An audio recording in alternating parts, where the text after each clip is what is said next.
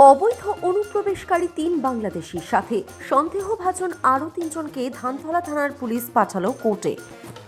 বাংলাদেশ থেকে তার কাটা পেরিয়ে ভারতের প্রবেশ ৩ বাংলাদেশির। জানা যায়, ধানতলা থানার পুলিশ বিশেষ সূত্রে খবর পেয়ে ধানতলার কালীপামনি এলাকায় অভিযান চালায়। এরপর ৩ বাংলাদেশি সহ ৬ জনকে গ্রেফতার করা হয়। ধৃতদের শনিবার রানাঘাট আদালতে তোলা হয়েছে।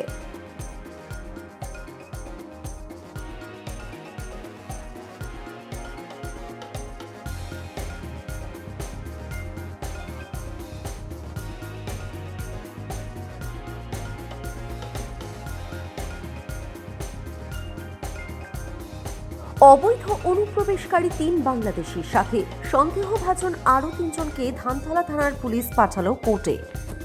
বাংলাদেশ থেকে তার কাটা পেরিয়ে ভারতের প্রবেশ ৩ বাংলাদেশি। জানা যায়, ধানতলা থানার পুলিশ বিশেষ সূত্রে খবর পেয়ে ধানতলার কালীপামনি এলাকায় অভিযান চালায়। এরপর ৩ বাংলাদেশি সহ ৬ জনকে গ্রেফতার করা হয়। ধৃতদের শনিবার রানাঘাট আদালতে তোলা হয়েছে।